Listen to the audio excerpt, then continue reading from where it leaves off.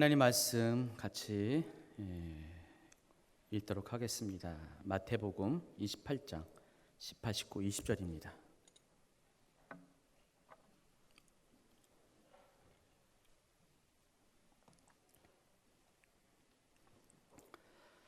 마태복음 28장 18, 19, 20절 우리 같이 읽도록 하겠습니다. 예수께서 나와 말씀하여 이르시되 하늘과 땅의 모든 권세를 내게 주셨으니 그러므로 너희는 가서 모든 민족을 제자로 삼아 아버지와 아들과 성령의 이름으로 세례를 베풀고 내가 너희에게 분부한 모든 것을 가르쳐 지키게 하라. 볼지어다 내가 세상 끝날까지 너희와 항상 함께 있으리라 하시니라.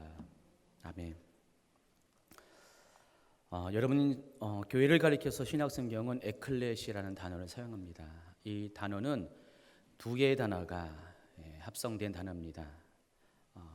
영어의 from, 무엇으로부터라는 뜻을 가진 에크라는 단어와 또 부르심을 받은 사람들이라는 뜻을 가진 클레시아가 합쳐서 한 단어가 되었습니다. 그래서 이 에클레시아는 무엇으로부터 부름 받은 사람들 그런 뜻을 갖고 있습니다. 여러분 보시다시피 여긴 주어가 빠져 있죠. 그래서 그 주어가 과연 무엇일까 여러분 생각해 보시면은 그것을 잘 설명해 준 것이 고린도전서 1장 2절의 말씀입니다. 고린도서 1장 2절의 말씀을 우리말 성경으로 읽어드리겠습니다. 고린도에 있는 하나님의 교회 또 곧 그리스도 예수 안에서 거룩하게 돼 성도로 부르심을 받은 사람들과 또한 각 처에서 우리 주 예수 그리스도의 이름을 부르는 모든 사람들에게 편지를 씁니다.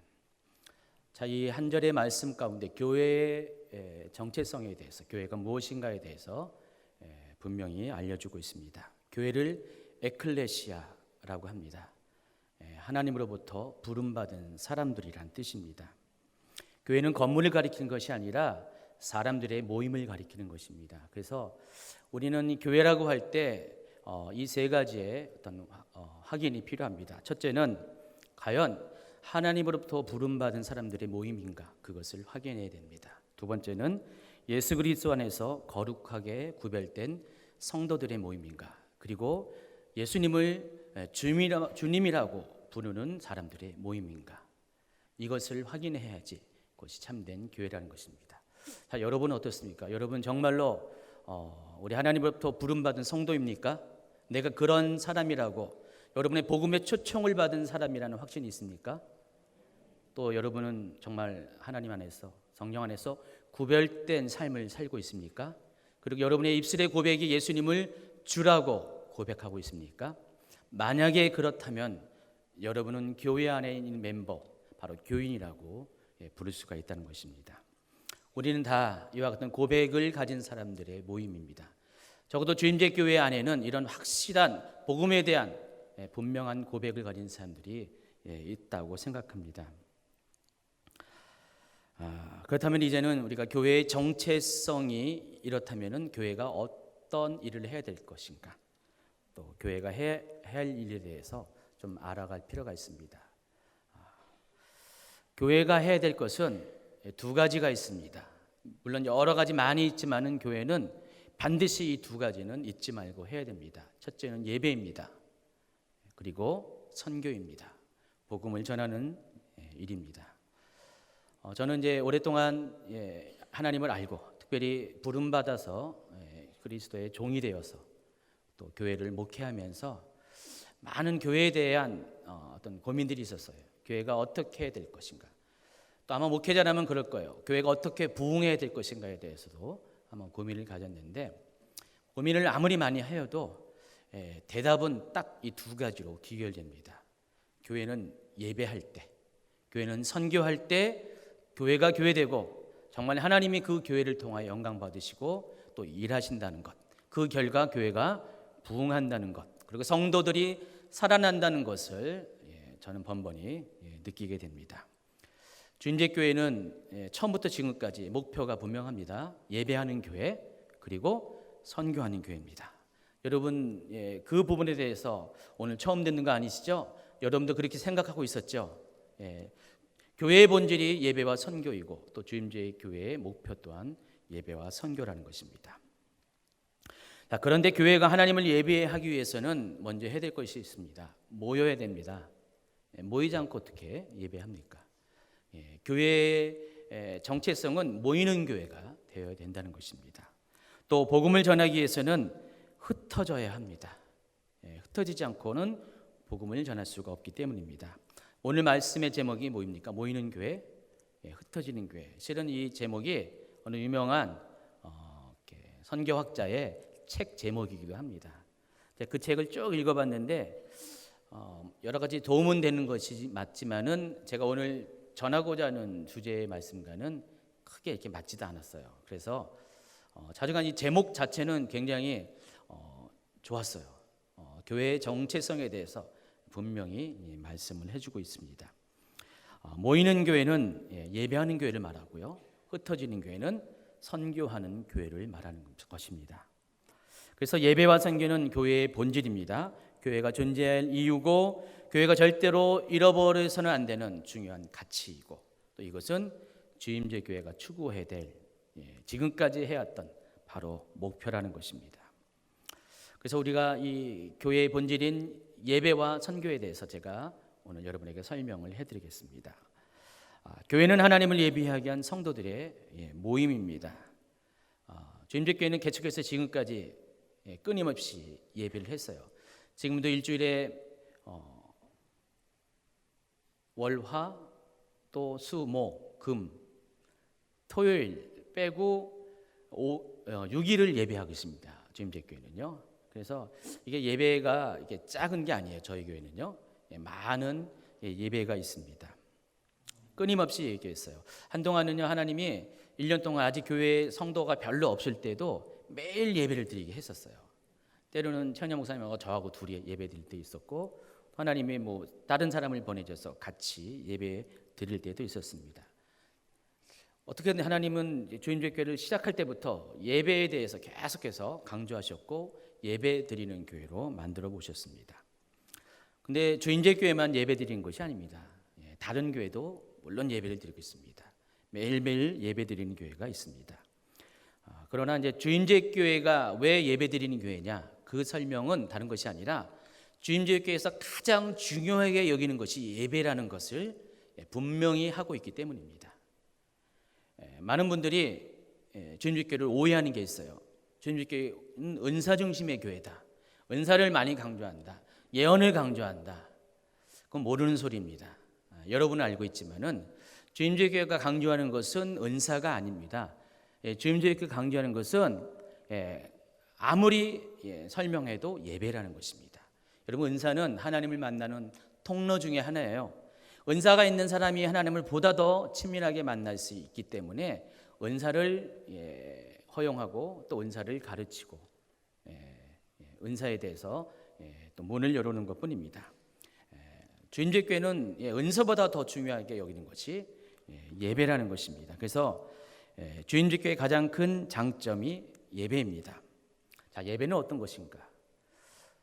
예배의 본질은 아주 가장 쉽게 설명하면 하나님을 만나는 것, 그것이 예배입니다.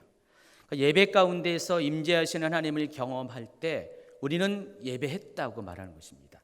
만약에 여러분이 예배 가운데서 하나님을 만나지 못했다, 아무런 느낌이 없었다, 하나님이 여기에 계시다는 것들을 조금이라도 인식하지 못했다, 여러분 예배 드린 것이 아닙니다. 예배의 본질이 하나님을 만나는 것이기 때문에 그것은 종교 행위라는 것입니다. 많은 분들이 예배 드린다고 하면서 실은 종교 행위를 하는 분들이 있다는 것입니다. 그래서 예배자는 우선적으로 해야 될 것이 하나님을 만나고자 하는 그런 목마름이 있어야 됩니다. 여러분이 적어도 예배 가운데 오셨으면은 예배는 때우는 것이 아니라 이곳에서 나는 기필코 하나님을 만나야 되겠다는 결심과 또 하나님에 대한 목마름이 있어야 된다는 것입니다. 또 예배를 준비하는 사람들은 성도들로 하여금 그렇게 하나님을 만날 수 있도록 그런 최선의 준비를 해 주어야 한다는 것입니다. 왜 주임제 교회가 이렇게 예배에 대해서 이렇게 많이 신경 쓰고 또 많이 또 준비하는지를 여러분이 충분히 이해하실 것이라고 봅니다. 여러분은 예배를 통해서 하나님을 만나게 됩니다. 하나님을 만나면 하나님 만나는 것으로 끝나는 것이 아니라 하나님을 만나는 결과 여러분의 삶이 변화가 된다는 것입니다. 여러분의 어떤 본질이 바뀌게 된다는 것입니다. 여러분의 정체성이 다르게 된다는 것입니다. 그래서 여러분은 예배를 통해서 삶의 회복이 일어나고 가치관의 변화가 생기고 우선순위가 바뀌고 살아갈 이유가 분명해진다는 것입니다. 이전까지는요, 내가 예배자가 아닐 때는요, 내 인생에 대해서 막막하게 생각했어요. 내가 왜 사는지, 무엇 때문에 사는지, 왜 나는 이렇게 행복하지 못한가 고민을 하고 가치관에 혼동이 있었습니다. 내가 어떻게 살아야 할지 우선순위에 대해서 분명히 알지 못했습니다. 그러나 여러분이 예배를 통해서 하나님을 정말로 대면하게 된다면, 하나님의 임재를 느끼고 하나님의 얼굴을 보고 하나님의 음성을 듣게 된다면, 하나님이 바로 지금 여기 가까이 계신다는 것을 알게 된다면, 하나님이 살아계신 분이라는 것을 여러분이 경험하게 된다면 그 사람은 당연히 바뀔 수밖에 없다는 것입니다. 인생이 바뀐다는 것입니다. 그래서 그때부터는 하나님의 자녀로서의 권위와 권세를 가지고 행복을 누리는 삶을 살 수가 있습니다. 그렇기 때문에 여러분은 반드시 예배에 성공해야 돼요. 예배를 통해서 하나님을 만나야 된다는 것입니다. 제가 좀 예배 드리는 사람들의 모습을 보면은요, 어떤 분들은 깊이 하나님 안에 들어가요. 특별히 말씀보다는 이 찬양 시간에 그런 경우가 많이 있습니다. 그래서 우리는 거룩한 예배 드릴 때 근엄한 예배 드리는 것이 아니라 차원이 다른 예배를 드리는 것이에요. 정말 세상의 것과는 다른 차원의 하나님의 임재가 있는 예배, 그것이 거룩한 예배죠. 그 거룩한 예배를 드리면 때로는요, 그럴 수가 있어요. 왜냐하면 하나님의 임재 안에서 우리가 노출될 때는요, 반응을 리액션을 할 수밖에 없다는 것입니다. 여러분 진짜가 올 때는 진짜대로 반응하죠. 여러분 많은 경우에 여러분의 자신을 속이고 가짜로 반응할 때가 많이 있어요.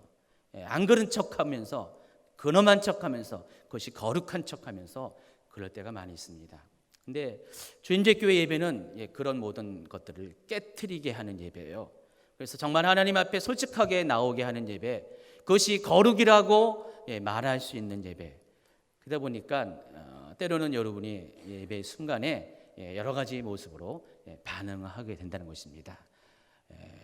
어쨌든 예배는 목적은 하나님을 만나는 것입니다. 그냥 만나는 것이 아니라 살아계시는 하나님, 임재하신 하나님, 그분을 경험하는 것이 진정한 예배라는 것입니다. 이미 다 얘기했지만은 어떤 예배가 하나님을 경험하신 참된 예배인가? 우리가 요한복음 4장 23절과 24절의 말씀을 통해서 한 번 더 점검해 보도록 하겠습니다. 아버지께 참되게 예배하는 자들은 영갈지리로 예배할 때가 오나니 곧 이때라. 아버지께서는 자기에게 이렇게 예배하는 자들을 찾으시느니라. 하나님은 영이시니 예배하는 자가 영과 진리로 예배할지니라. 여기에 핵심적인 단어는 하나님은 영이시니 예배하는 자가 영과 진리로 예배하라 그랬습니다. 어떤 것이 예배입니까? 영과 진리로 드리는 예배가 예배라는 것입니다. 진정한 예배라는 것입니다. 그렇다면 우리가 영과 진리로 드리는 예배가 과연 어떤 것인가에 대한 좀 연구가 필요할 것 같습니다. 영과 진리를 이야기할 때 영어 성경은요, 전치사 in을 씁니다. 전치사 in은 뭡니까? 무엇 안에라는 뜻이죠. 그래서 영어 성경으로 이 부분을 이렇게 보시면은 in spirit and in truth, 영 안에서 또 진리 안에서 드리는 예배, 이것이 영과 진리로 드리는 예배라는 것입니다. 헬라어는 다를까요? 똑같아요. 헬라어는 전치사 in 대신 n이라는 단어를 썼습니다. 이것도 똑같이 무엇 안에라는 뜻입니다. 그래서 헬라어로 보면은 똑같이 같은 이야기를 하고 있어요. 엔 퓨니마티, 그다음에 접속사 그리고라는 단어가 카이인데 알레테이아라는 단어를 씁니다. 뭐 잊어버려도 상관없어요. 상관없는데 이 뜻은 기억해야 됩니다. 여기서 이 퓨니마라는 단어는 영이라는 단어로 쓰기도 하지만은 성령이라는 단어로도 같이 씁니다. 그래서 이 헬라어 성경으로 보면은 요한복음 4장 23절 24절이 의미하는 바가 아주 명확해집니다. 뭡니까? 영으로 드리는 예배가 무슨 예배예요? 성령 안에서 드리는 예배입니다. 또 진리 안에서라는 이 단어는 뭐 헬라어나 또 영어나 한글이나 다 똑같이 일관되게 진리라는 단어를 사용하고 있습니다. 그래서 이 말의 뜻은 성령 안에서 드리는 예배, 진리 안에서 드리는 예배. 하나님은 그런 예배를 드리는 사람을 찾고 계시다는 것입니다. 그런 예배를 드릴 때가 올 것이라고 말씀하고 계시는 것입니다. 참된 예배는 어떤 예배요? 성령 안에서 드리는 예배, 그리고 진리 안에서 드리는 예배. 한 가지 짚고 넘어갈 것이 있습니다. 이 말씀과 관련돼서 요한복음 4장 24절을 예전 번역 개역 한글로 읽어보면은 이렇게 표현합니다. 하나님은 영이시니 예배하는 자가 신령과 진정으로 예배할지니라. 여러분 예전에 이 번역을 통해서 예배의 본질이 무엇인가를 생각했어요. 예배는 어떤 것인가? 신령으로 드리는 예배, 진정으로 드리는 예배. 자, 이 신령과 진정으로 드린다는 이 말 속에 우리가 뭘 느낄 수 있냐면은 예배자의 태도를 강조하고 있다는 걸 알 수가 있어요. 예배자는 어떻게 예배드려야 됩니까? 신령으로, 하나님 앞에 신령으로 드려야 된다. 진정으로 드려야 된다. 그렇게 우리는 알고 있습니다. 그러나 이것은 정확한 번역이 아니라는 것입니다. 여기서 말하는 것은 예배자의 태도를 말하는 것이 아니라 예배의 본질을 말하는 것이에요. 이 말은 예배자는 신령과 진정으로 예배를 드리는 것입니다. 그렇게 설명하는 것이 아니라 예배는 성령 안에서 진리 안에서 드리는 예배가 진정한 예배입니다. 그 말을 하고 있다는 것입니다. 그래서 여러분 예배에 대해서 여러분의 어떤 생각들이 이제는 좀 변화가 필요합니다.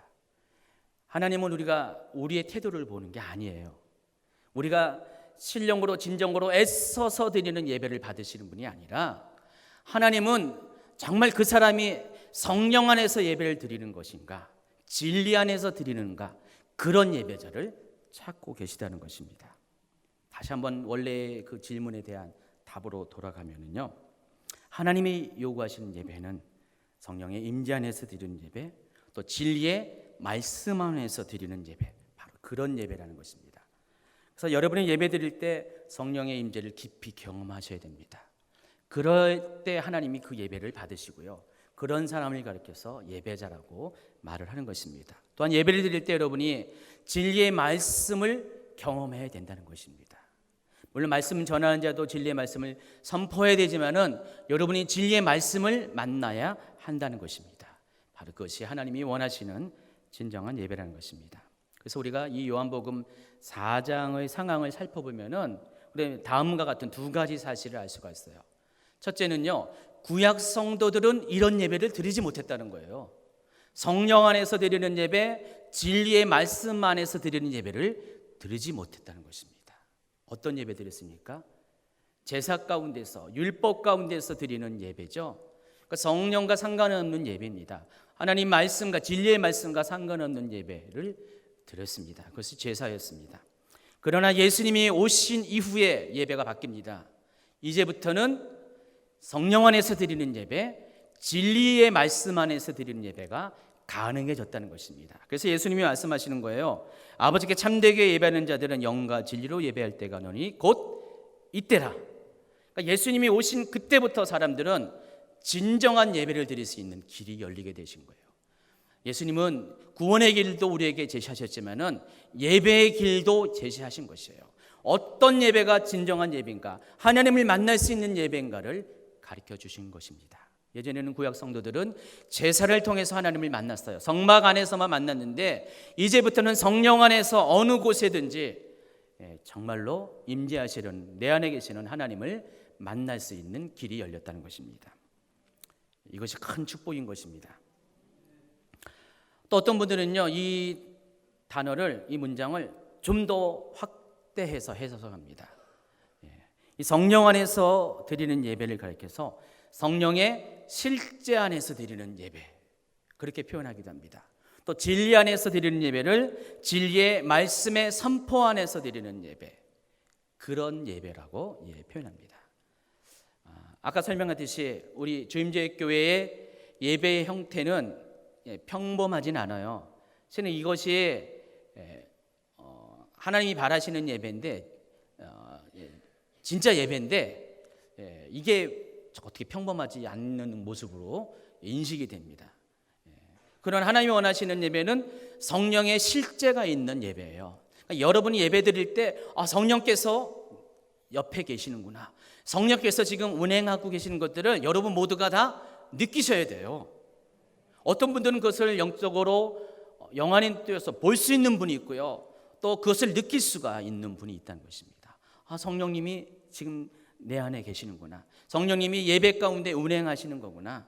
성령님의 그런 운행하심이 모든 사람들이 경험할 수 있는 예배가 성령의 실제 안에서 드린 예배입니다. 그래서 성령의 실제 안에 드리는 예배를 드릴 때는 여러 가지 현상이 나타날 수밖에 없어요. 다 말할 수는 없지만은 성령이 임재할 때 나타나는 현상들이 예배 가운데 있기 때문에 그 예배가 그래서 그냥 그렇지 않은 분들의 눈에는 독특하게 보이고요, 평범하지 않게 보일 수가 있다는 것입니다. 중요한 것은 뭡니까? 성령님을 여러분이 예배 가운데 만나야지 여러분이 회복이 있는 거잖아요. 성령님 어떤 분이십니까? 위로의 성령님, 상담하시는 성령님, 중보하시는 성령님, 또 여러분을 하나님께로, 아버지께로 인도하시는 성령님인데 그 성령님을 만나야지 여러분 진정으로 하나님을 만날 수가 있다는 것입니다. 지금까지 주님교회는 이런 예배를 사모했습니다. 그래서 이런 예배를 드리기 위해서 최선을 다해왔다는 것입니다. 교회는요, 이런 예배를 드리기 위해서 먼저는 사람들이 모이는 것이 교회의 본질이라는 것입니다. 예배 때문에 모이는 교회, 예배를 드리기 위해서 모이는 교회, 예배가 너무 사모돼서 모이는 교회, 그런 교회가 첫 번째로 하나님께서 이 땅에 교회를 세우신 그런 목적 중에 하나, 교회가 존재하는 이유 중에 하나라는 것입니다. 두 번째는 교회는 복음을 전하기 위한 성도들의 모임입니다. 그래서 선교는 교회가 존재할 두 번째 이유입니다. 사도행전 2장을 보면은 최초의 교회가 어떻게 생성된지를 소개하고 있습니다. 자, 보면은 최초의 교회가 어떤 모습인가요? 이렇게 설명하고 있습니다. 42절. 저희가 사도의 가르침을 받아 서로 교제하며 떡을 떼며 기도하기를 전혀 힘쓰니라. 사람마다 두려워하는데 사도들로 인하여 기사와 표적이 많이 나타나니 믿는 사람이 다 함께해서 모든 물건을 서로 통용하고 또 재산과 소유를 팔아 각 사람의 필요를 따라 나눠주고 날마다 마음을 같이하여 성전에 모이기를 힘쓰고 집에서 떡을 떼며 기쁨과 순전한 마음으로 음식을 먹고 하나님을 찬미하며 또 온 백성에게 칭송을 받으니 주께서 구원받는 사람을 날마다 더하게 하시니라. 여러분, 부흥하는 교회가 특징이 있습니다. 그 중에 하나가 뭔지 아십니까? 잘 모이는 교회입니다. 부흥하지 않는 교회일수록 안 모여요. 그래서 살아있는 교회는요, 무슨 예배가 있다, 집회가 있다, 모임이 있다, 그러면 서로 앞자리를 차지하려고 그렇게 애쓰는 교회입니다. 교회는 정말 예배를 위해서 성도들이 막 앞자리를 다투어서 오이는 교회가 되어야 된다는 것입니다. 정말 예배 드리는 것에 목숨 거는 교회, 그것이 너무나 기뻐가지고 막 교회 가는 것이 아주 그냥 일상이 되어버리는 교회, 그런 교회가 되어야 된다는 것입니다. 여러분, 성장하는 신앙을 가진 성도들, 계속해서 신앙이 자라가는 성도들의 특징도 마찬가지입니다. 모이기를 했습니다. 무엇 때문에? 예배하기 위해서. 그래서 신앙의 척도를 잘 보면은요, 예배와 아주 밀접하게 관련되어 있어요. 저는 성도들을 볼 때 어떤 성도가 제일 예쁠까? 얼굴이 예쁜 사람? 예쁘게 행동하는 사람? 아닙니다. 가장 예쁜 성도는 예배를 사모하는 분들이에요. 그래서 제가 일주일만 안 봐도 이상하다, 아주 오랫동안 안 본 것처럼 생각되어진 사람, 근데 한 달을 안 봐도 전혀 그런 걸 느끼지 않는 분들 있잖아요. 여러분은 어떻습니까? 목사님이 한 달을 안 봐도 내가 나온지 안 된지 모르는 그런 분이 있죠. 근데 하루만 빠져도, 한 예배만 빠져도 목사님이 집사님 왜 안 나오셨어요? 그렇게 질문하는 성도가 있을 것입니다. 제가 의도한 것이 아니라 자꾸만 눈에 비춰지면은 그렇게 내 머릿속에 각인이 됐기 때문에 그래요. 어쨌든 간에 예배를 꾸준하게 드리고 예배를 빠지지 않은 분들은요, 신앙이 부쩍부쩍 성장하는 것은 사실이에요. 주님제교회는 주일날 예배 드리죠. 수요일 예배 드리고 대표적인 공예배를 주일, 수요일, 금요일 예배라고 합니다.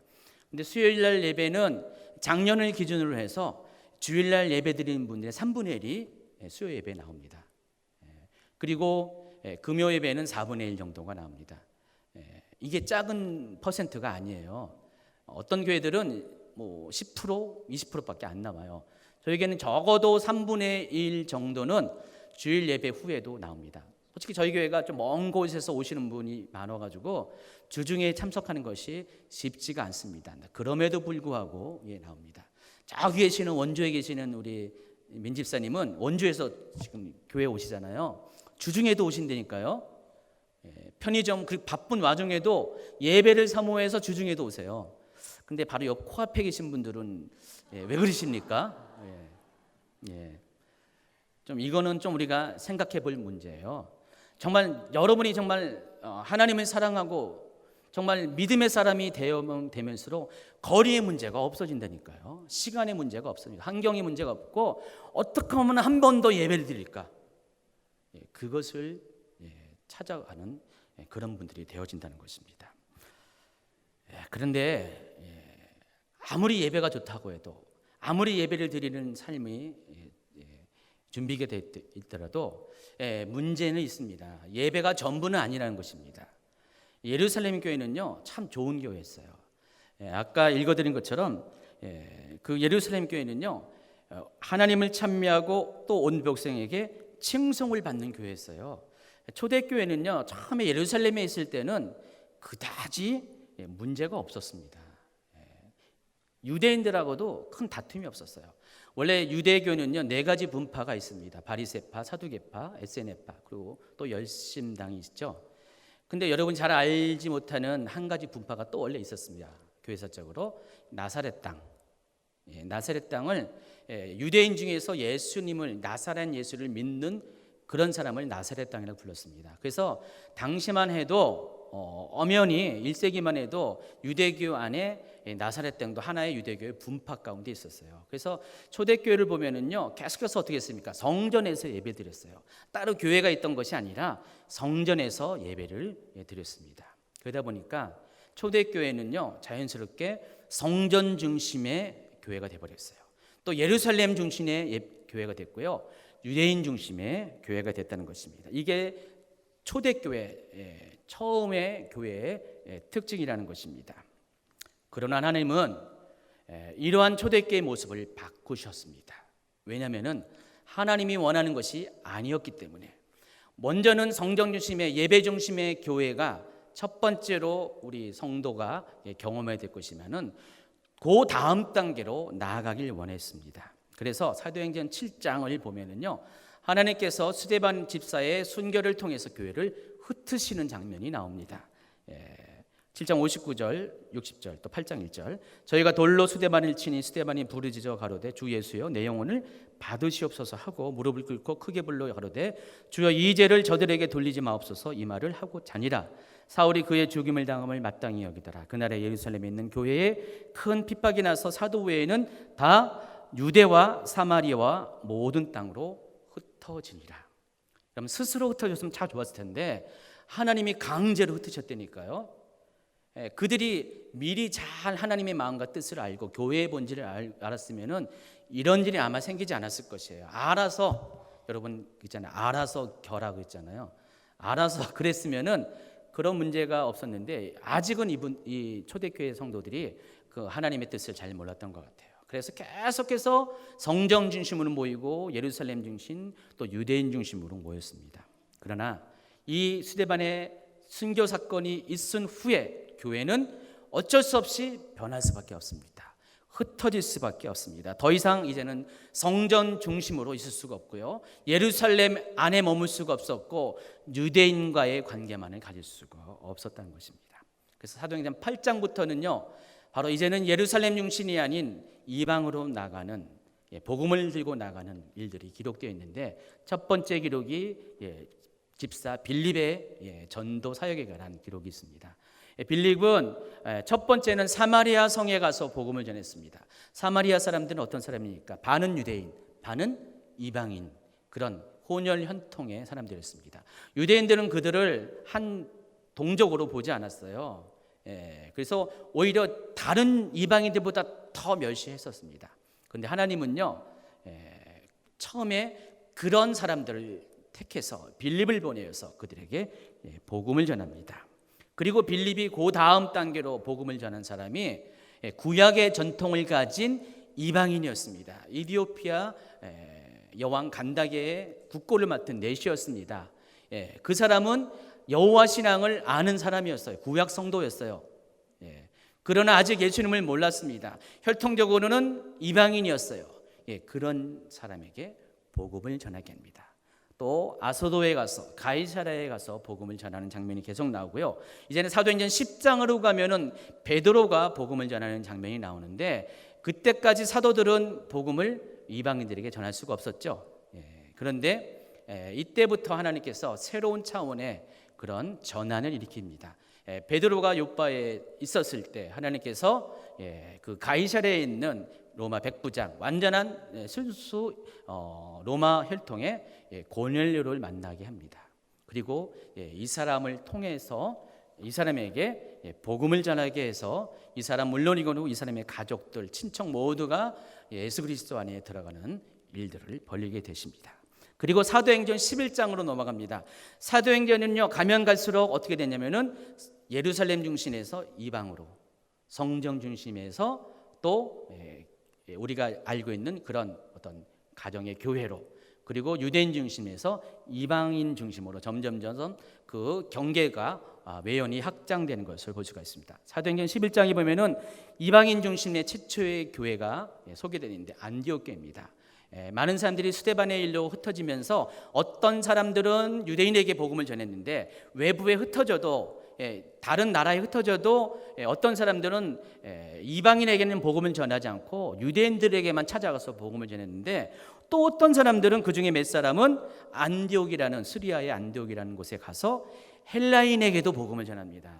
그랬더니 헬라인들이 복음을 듣고 회심을 하고 예수를 믿게 됩니다. 수많은 사람들이 믿고 주께 돌아왔더라. 사도행전 11장 21절에 소개하고 있습니다. 안디옥에 이르러 헬라인에게도 말하여 주 예수를 전파니 주의 손이 그들과 함께 하심에 수많은 사람들이 믿고 주께 돌아오더라. 이 소문을 예루살렘 교회가 들었습니다. 깜짝 놀랐습니다. 그래서 어떻게 했냐면은 바나바를 안디옥에 파송합니다. 그리고 바나바를 중심으로 교회가 생성됩니다. 그래서 최초의 그 이방인 중심의 교회입니다. 물론 리더십은 바나바에게 있었지만은 어쨌든 이 안디옥 교회가 왜 중요하냐면은 최초의 이방인 중심의 교회였고요. 또 한 가지는 이 교회가 놀라운 일을 했다는 것입니다. 이방인에게 본격적으로 선교를 하는 첫 발을 내딘 교회라는 것입니다. 바로 안디옥 교회가 바울과 바나바에게 안수해서 두 사람을 선교사로, 최초의 공식적인 선교사로 파송을 했다는 것입니다. 그 이야기가 사도행전 13장에 나오고 있습니다.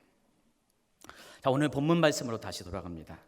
예수께서 나와 말씀하여 이르시되 하늘과 땅의 모든 권세를 내게 주셨으니 그러므로 너희는 가서 모든 민족을 제자로 삼아 아버지와 아들과 성령의 이름으로 세례를 베풀고 내가 너희에게 분부한 모든 것을 가르쳐 지키게 하라. 볼지어다 내가 세상 끝날까지 너희와 항상 함께 있으리라 하시니라.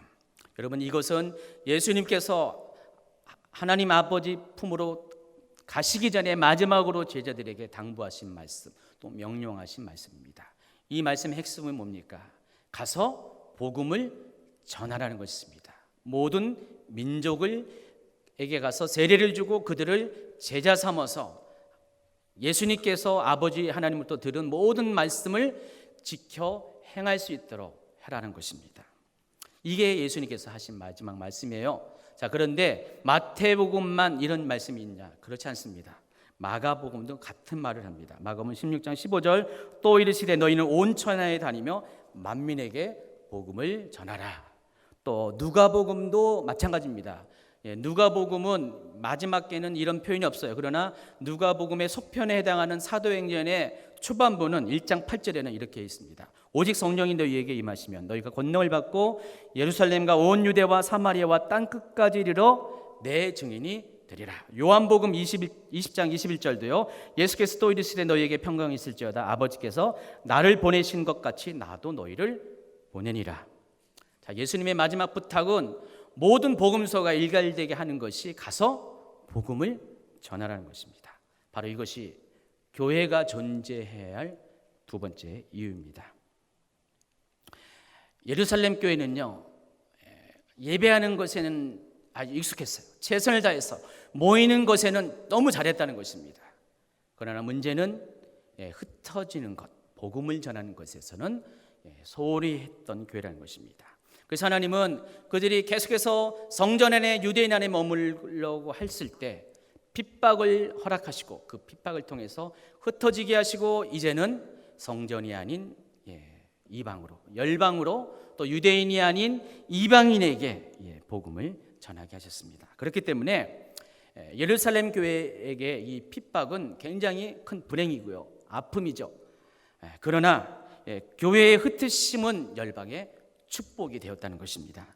흩어진 교회가 또 다른 모이는 교회를 만들었기 때문입니다. 그래서 교회의 역사는요, 계속 모이고 흩어지고 또 흩어진 교회가 또다시 모이는 이런 선순환들이 있어져야 한다는 것입니다. 계속 모임만 있으면 그것은 고인물이 될 수밖에 없어요. 썩어질 수밖에 없습니다.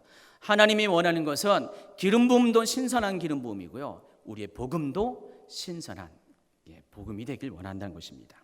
그래서 이 같은 일련의 과정들을 보면서 다음에 몇 가지를 깨닫게 됩니다. 첫째는 하나님은 성령님을 통해서 이 땅에 교회를 세우셨습니다. 두 번째, 교회 구약의 예배를 폐하시고 이제는 성령의 임재 안에서, 실제 안에서, 진리의 말씀 안에서 드리는 참된 예배를 회복시켜 주셨습니다. 그리고 그들을 흩으셔서 열방으로 보내어서 선교를 일으킴으로 모든 민족으로 하여금 하나님의 백성, 그리스도의 제자가 되게 하신 일들을 일으켜 주셨다는 것입니다. 하나님께서 교회를 세우신 목적이 바로 이거라는 것이에요. 교회의 본질이 이거라는 것입니다. 교회가 해야 될 것이 바로 이와 같은 것이라는 것입니다. 교회는 먼저는 예배를 위해서 모이는 교회가 되고요, 두 번째는 선교를 위해서 흩어지는 교회가 되어야 한다는 것입니다. 자, 여기까지 오늘 말씀입니다. 그러나 결론은 아직 남아 있습니다.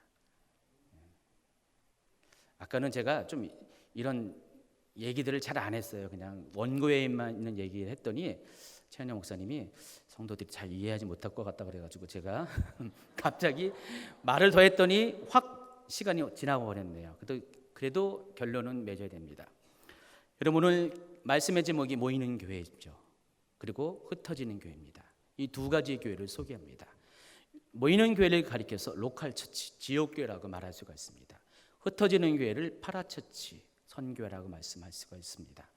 여러분, 교회는 당연히 지역교회를 중심으로 모일 수밖에 없습니다. 그러나 우리에게는 엄연히 허락하신 교회가 있는데 파라처치, 흩어지는 교회입니다. 이 파라라는 단어는 헬라어에서 온 겁니다. 옆에란 뜻이에요. 영어의 바입니다. 그래서 옆에 있는 교회를 의미하죠. 교회가 원래 중심되는 지역교회가 있으면은 바로 그 지역교회 옆에서 함께하는, 동역하는 교회가 있어야 한다는 것입니다. 그래서 이 두 교회는 서로 다른 교회가 아닙니다. 역할만 다르지 하나의 교회라는 것입니다. 자, 지역교회의 역할이 뭡니까? 모여서 예배하는 교회. 또 그 선교회의 역할은 뭡니까? 흩어져서 복음을 전하는 교회. 바로 이 역할이 분리가 되어 있다는 것입니다. 근데 많은 교회들이 이 지역교회와 선교회가 서로 왕왕 갈등을 일으키고 싸우는 경우가 있습니다. 지역교회는 선교회를 아주 부담스러워합니다. 저는 잘 모르는데 어느 분 얘기 들으니까, 선교사님 얘기 들어보니까 선교사님들이 요즘은 어느 교회를 가면 굉장히 부담스러워한대요. 괜히 선교사님이 손을 내빌까봐 그냥 선교사님이니까 하면서 반가이 맞아주는데 그 이상으로 반가이 맞아주지 않는다고 하더라고요. 굉장히 부담스러워하고요. 선교회에 대해서도 굉장히 벽이 있습니다. 또 선교회는 지역교회에 대해서 그렇기 때문에 섭섭함을 느낍니다. 그래서 뭔가 좀 이렇게 잘 친하게 지내야 되고 하나가 되고 연합해야 되는데 이 둘이 삐걱거리는 일들이 있어요. 근데 제가 보니까 이 문제가 서로가 서로를 이해하지 못해서 생기는 문제라는 것을 발견하게 됩니다. 보통 목회자들과 또 선교단체 리더십들은요, 이 모이는 교회와 흩어지는 교회의 개념에 대해서는요 서로 이해를 하고 다 알고 있어요. 그래서 서로 존중하고 서로 협력하는 준비는 되어 있는데, 문제는 여러분이에요. 여러분, 성도들이 이걸 잘 모르기 때문에 서로 오해가 되는, 갈등을 일으키는 그런 행동들을 하게 된다는 것입니다. 제가 오늘 이 말씀을 전하는 이유가 바로 그것 때문에 그래요. 저희 교회도 그런 일들이 가끔 생겨요. 저는 뭐 괜찮아요. 저는 상관없는데 우리 사역자들이 그런 것 때문에 많이 좀 힘들어합니다. 아시다시피 저희 교회는 선교에 대해서 활짝 오픈해놨어요. 그래서 지금 이미 선교를 떠난 분도 있고요. 선교를 오늘 밤에도 떠난 분이 있고 계속해서 선교를 떠납니다. 여름과 겨울로 선교를 떠나고요. 또 중간중간에 여러 가지 선교 단체와 관련된 여러 가지 활동을 합니다. 그런데 봉사를 안 하려고 그러는데요. 그런저런 이유를 다시고 나는 이것 때문에 하면서 교회에 굉장히 중요한 일이 있는데도 불구하고 선교회를 이렇게 이야기하면서 그쪽으로 이렇게 향할 때 전도사님들이 엄청 섭섭해 하시더라고요. 그래서 힘들어 하십니다. 충분히 그러지 않을 수도 있는데 왜 그럴까? 성도들이 이런 관계들을 잘 이해하지 못하기 때문에 그럴 수밖에 없다는 것을 생각을 해봤습니다. 여러분, 흩어지기 위해서는요 먼저 전제될 게 있습니다. 모여야 됩니다. 그렇죠? 우리가 먼저 모여야지 흩어짐이 있는 것이지 모이지도 않고 흩어지면 어떻게 됩니까? 그냥 흩어져 버리는 것이에요. 늘 언제나 모여서 흩어지게 하고 흩어진 다음에 거기서 모이는 이런 선순환이 있어야 한다는 것입니다. 그래서 우리 교회의 예를 통해서도 그렇고 많은 교회를 통해서도 우리가 이 부분에 대해서 분명한 개념에 대한 이해를 필요한 것이에요. 지난 주간에 이렇게 선교 비전 트립을 드리는 몇 개의 팀이 저희 교회에서 숙박을 했어요. 얘기를 들어보니까 아무 데서도 안 재워준대요. 뭔 미운 털이 박혀가지고 그런지 몰라도 그래서 잘 데가 없다고 저희 교회에서 좀 잠 좀 재워달라고. 그분들이 뭔 죄가 있습니까? 근데 앞서 했던 분들이 뭔 어떤 잘못을 한 것 같아요. 미운 털을 박히게 한 것 같아요. 그래서 인천에서 잠잘 데가 없다고 그래가지고 몇 팀이 와서 잠을 자고 가셨습니다. 굉장히 저희는 개인적으로 안타깝고 아쉬운 게 많이 있습니다. 그래서 교회가 선교회를 잘 이해하고 선교회가 교회를 정말 잘 이렇게 배려한다면은 정말 아름답게 잘 되는데 저희 교회는 교회 자체적으로 선교를 떠나는 케이스가 별로 없어요. 왜냐하면 선교회를 통해서 가기 때문에 너무 좋아요. 선교회를 통해서 가니까 저희 성도들이 좀 이렇게 체계적으로 갈 수 있는 어떤 통로가 열리고요. 저희가 이렇게 사역자가 거기에 준비하고 신경 쓰지 않게끔 어떤 그런 부분에서 어떤 에너지를 아낄 수 있는 것도 있고요. 가면은 다들 변해서 오고요. 좋아져서 와요. 열방에 대해서 마음을 품고 오고 새로워져서 오거든요. 너무 좋아요, 저는.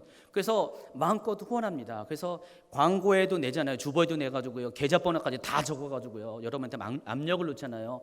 선교 후원하십시오. 딴 건 몰라도 했잖아요. 이따가도 이렇게 압력을 넣을 건데. 그래서 주임제 교회는 이렇게 선교 투어를 가셔가지고 한 분도 재정이 없어서 못 가신 분이 한 명도 없어요.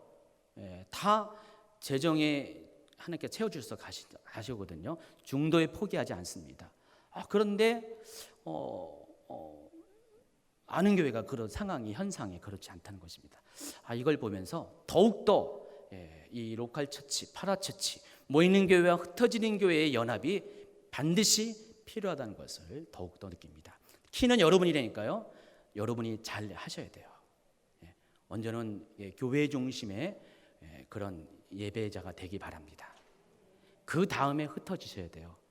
근데 교회에 모이는 것은 소홀히 하고요. 자꾸만 흩어지는 것만 좋아하시면 언젠가는 여러분의 신앙도 흩어집니다. 정말 그렇습니다. 신앙은요, 모든 우리의 저기도 가정이 좀 약간 싫다고 가정 밖에서 살면 어떻게 돼요? 막 살게 되죠. 근데 아무리 힘들어도 가정 안에 있는 자녀들은 안전하게 성장하는 것처럼 여러분도 마찬가지입니다. 교회 안에 교회 중심으로 예배 중심으로 여러분이 살아갈 때 여러분은 안전한 교인이 됩니다. 성장하는 교인이 됩니다. 하나님을 계속 경험하는 교인이 됩니다. 그 다음에 이제는 선교회를 중심으로 여러분이 흩어지는 선교회의 사명을 감당하시기 바랍니다.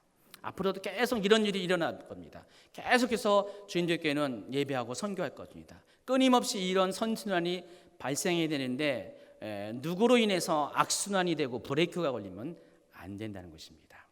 다시 이제 오늘 본 말씀을 한 번 더 읽고 결론을 맺겠습니다. 예수께서 나와 말씀하여 이르시되 하늘과 땅의 모든 권세를 내게 주었으니 그러므로 너희는 가서 모든 민족을 제자로 삼아 아버지와 아들과 성령의 이름으로 세례를 베풀고 내가 너희에게 분부한 모든 것을 가르쳐 지키게 하라.